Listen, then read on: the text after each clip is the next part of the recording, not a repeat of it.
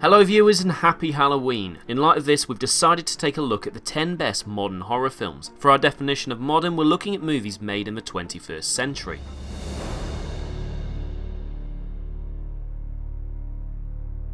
Number 10, The Conjuring.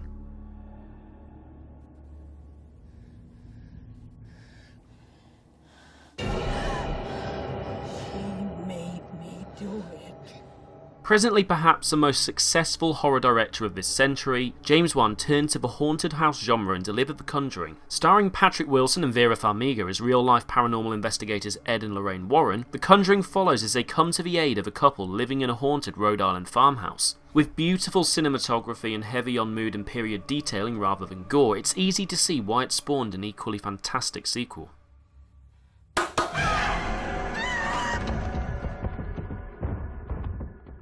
Number 9, The Devil's Backbone.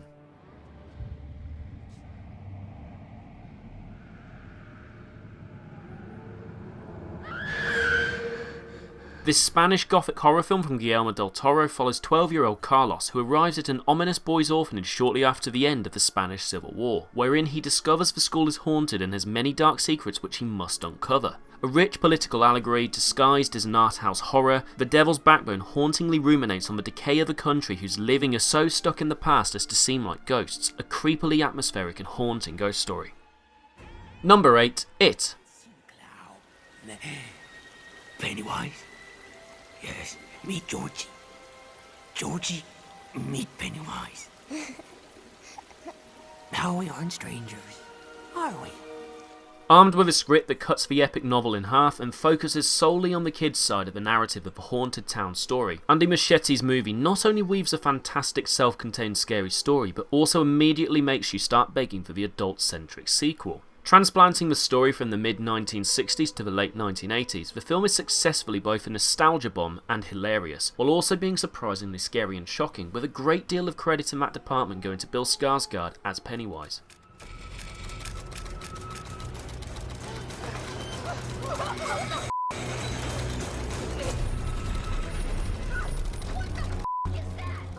Number 7, The Cabin in the Woods. I'm chilly. Okay, guys, that's it. Let's go. We got a job to do. Your basic human needs disgust me. Get out of here.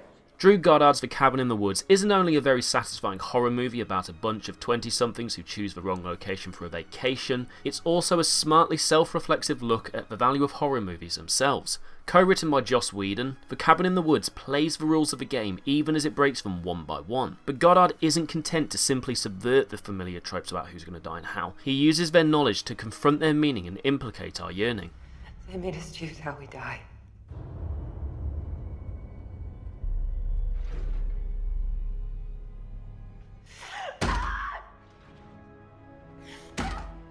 Number 6, The Babadook.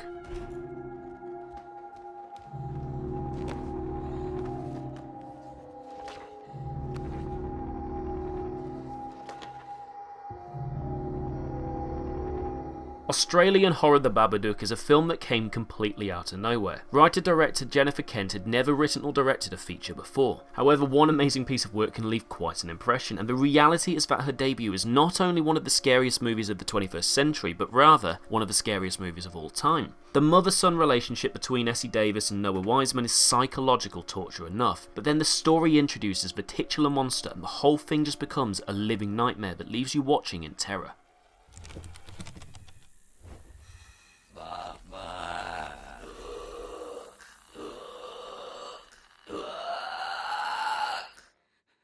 Number 5, 28 Days Later. Sister Bridges. Were you bitten? This is Donna. They live 4 doors down. Were you bitten? Did any of the blood get in your mouth? As with many great horror movies, Danny Boyle's eviscerating zombie thriller grew out of real-world terrors. As said by screenwriter Alex Garland, Boyle was particularly interested in issues that had to do with social rage, and out of that came 28 Days Later, in which a handful of survivors, including Cillian Murphy and Naomi Harris, tried to stay a step ahead of unstoppable hordes of rampaging undead, who don't just feast on the living, but seem to be filled with an unquenchable anger, ferociously chasing after our heroes with the lunatic logic of a nightmare. Shot on mini DV to emphasise the grubby post-apocalyptic ugliness, the film is a marvel of handheld camera work and jittery editing. Almost. Get the tar off. Right. Get it on, Hannah, come on. Number 4, Let the Right One In. Du måste bjuda in mig. Vad händer om jag inte gör det? Vad händer om du går in ändå? Finns det något här? When Oscar, a 12-year-old outcast who is perpetually bullied at school, meets Ellie, the mysterious new girl at his apartment block, one child's painful coming of age is combined with another's insatiable bloodlust. The film treats adolescence as a prolonged horror, and acts as a study of human loneliness and the thin line between adolescence and adulthood. This Swedish horror is a gorgeous and meaningfully aestheticised vision. Jag måste få snacka med dig, för fan. Ja, men jag har varit så jävla orolig. Vad fan är det? Jag måste få hålla om. Jag har varit så jävla orolig, hörru. Du tar det jävligt långt. Number 3, Shaun of the Dead. I think we're all agreed. You did the right thing there.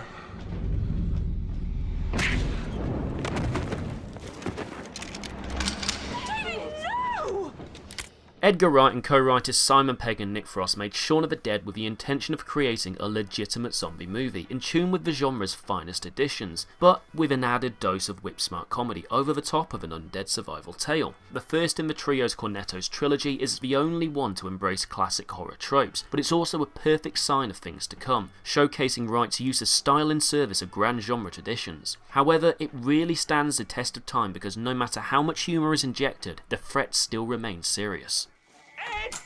2 seconds. Jeez, look, I'm really flat and everything, really, but I just... And hold it there. Just get her off me! Number 2, Hereditary. I didn't let her anywhere near me when I had my son, which is why I gave her my daughter, who she immediately stabbed her hooks into. And I felt guilty again. Horror director Ari Aster makes a stirring and unforgettable debut with Hereditary, which also makes for one of the most discomforting portrayals of family dysfunction you're ever likely to see on screen. After the death of her reclusive mother, Toni Collette starts to see her family unravel as their mysterious past meshes with a chaotic and ever-fracturing present. Aster offers an unpredictable horror film that begins like a familiar haunted house movie before spiralling into the underworld, a vision that's bleak, bloody, and compelling. Yeah, fine, release me. Just say it. Just f***ing say it. Don't you swear at me, you little shit! Don't you ever raise your voice at me! I am your mother! Do you understand? Before we reveal our number 1 film, here are some honourable mentions that just missed the list. The Lighthouse,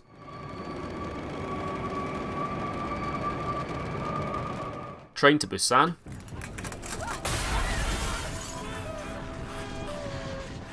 A Quiet Place,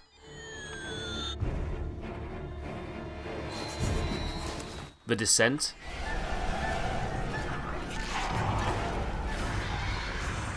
The Orphanage,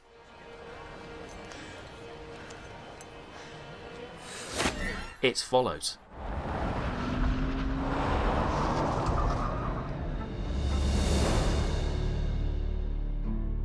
Number 1, Get Out. How do you feel now? I can't move. You can't move. Why can't I move? You're paralyzed.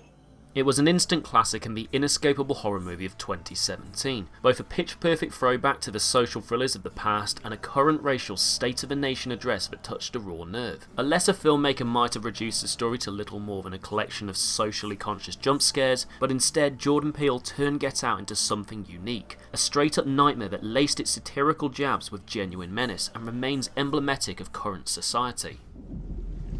Get out. Sorry, man. Okay. Get out! Yo! Yeah! Yo, chill, man. Get out! Chill! Chill, man! Thank you for watching this video everyone, I hope you have a fantastic Halloween, and make sure you subscribe for new videos every week.